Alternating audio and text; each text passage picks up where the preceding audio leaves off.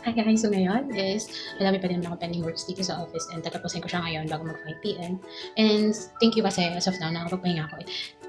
Can't you believe guys, naka-anim na book ako ngayong araw na to at yung journey na yon kasama ko kayo na ipapakita ko sa inyo kung gaano ako sobrang napagod and sobrang init talaga. Feeling ko nabakasan sa may paramdam kasi tuyong-tuyo ng pawis.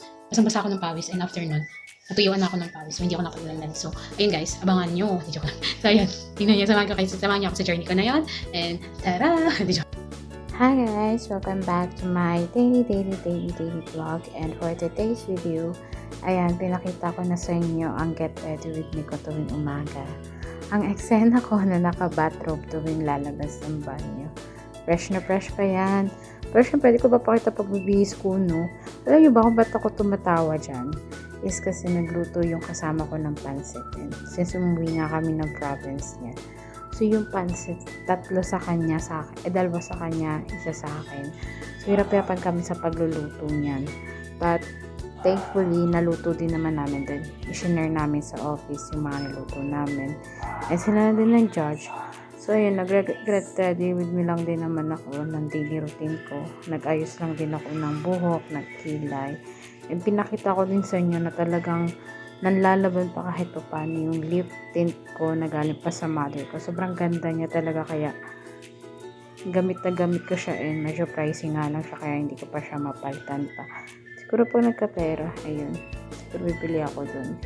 Pero for now, hindi na muna. Wala mo nang luho para sa sarili ko. So ayun, after ko naman makapag-prepare, ayusin yung mga dapat kong asikasuhin, is ayan, lumabas na din kami ni Roan. Naglakad din kami ng medyo malayo din. Pero sabi ko, 15 minutes. And then, sakay sa unang jeep. Itinutur ko na kayo guys. So, sakay kami sa unang jeep papunta sa work. And then, pangalawang jeep. Ito na napakita sa inyo guys. Pero ayan, hindi naman kami na late. At talaga namang pinagpapasalamat kung hindi kami na late. Dahil ang tagal po talaga ng jeep ng pangalawa. Kasi laging yung pangalawa ang traffic. Sobrang traffic niya talaga pag laging pangalawa po. Kasi medyo traffic na din talaga yung way ng papasok namin sa pangalawang jeep. Unlike dun sa una na kakonti. So yun, kumain lang din naman muna ako pagkarating ko ng office. Kinain ko po yung niluto ko syempre. At to be honest, nakadalawang damak pa ako dyan. And after nun is yan, dumiretso na agad ako dun sa pupuntahan ko. Andun na rin ako sa place, so pinapasok din naman agad nila ako and waiting na lang ako. Then after nun, pagkatapos kasi yung dapat kong iskasuhin, bumiyahe na ulit po ako, pabalik naman po sa shop. So, yun. Biyahe-biyahe lang ulit. And then pagkatapos, sumunod ulit sa Starbucks. At nag-asikaso lang din naman ako guys ng dapat kong asikasuhin. Actually, sa St. Luke yan. Minute ko yung boss ko dyan sa St. Luke Medical Hospital. And after nun, ng mga dapat kong asikasuhin, nilipin naman ako ng lunch. And then, diretso ulit ako. Balik na ulit ako sa shopping. Kinuwento ko sa kanila yung journey ko. To be honest, naka-anim na biyahe po talaga ako dyan. And sobrang pagod na pagod ako kasi 3 places po yung pinuntahan ko, yung inasikaso ko na kailangan kong asikasuhin. Kinikwento ko sa kanila, sa mga ka-office mate ko, kung gaano po talaga kahirap yung pinagdaanan ko. Tuyo-tuyo ako ng pawis. Yung damit ko po, basang-basa po yan ng pawis, and every time na bumabiyahe ako, sobrang init. So, pawis na pawis ako, tapos basang-basa nga ako ng pawis. Pagdating ko naman dun sa mga places na pupuntahan ko, sobrang lamig niya, and may aircon siya, kaya ang ending yung pawis natutuyo sa katawan ko. Kaya hindi ko na alam kung ano mangyayari sa akin. And in that time, nagbe-breakdown ako kasi sobrang napagod lang din ako. Tapos, syempre hindi na iiwasan na yung mga hindi magandang nangyari sa araw na yan. So, daily life lang din yung part ng life.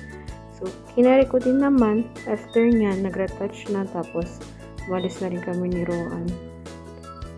Usually, bumili kami din kasi hindi pa ako nakakapag-time out. So, ayun. Tapos ko lang din siya. And then, ayun, nakikita nyo naman, di ba? Ayun yung pinaka-isa sa magandang lagi namin tinitingnan ni Roan tuwing nagbiyahe kami.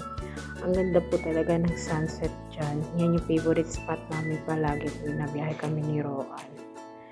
So, lakad lang ulit. Alam niyo ba, paulit-ulit lang yung daily life ko. So, Hindi ko alam kung kailan ko mapapakita sa inyo yung totoong ginagawa ko sa buhay. So, yun, niluto ko na din talaga yung mga dapat kong lutuin para hindi masira kinabukasan. Naghugas din ako ng pinggan, ng mga pinagkainan namin dahil sobrang daming tayabi.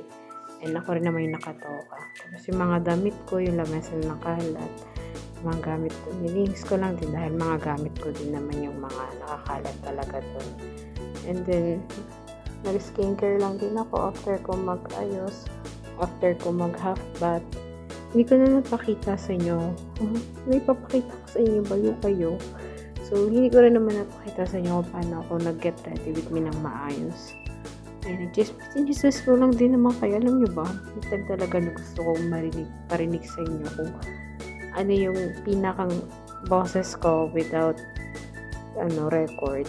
Pero since nahihiya pa din naman talaga ako, yan, sobrang daldal ko talaga sa personal. And maraming nakakapansin na sobrang laki ng naging changes ko ever since nag-Manila ako. Sobrang daldal ko to. Pero wala kayong magagawa. People change at isa ako sa mga nagbago. Pero good thing kasi naging extrovert ako na may pagka-introvert. Bye-bye!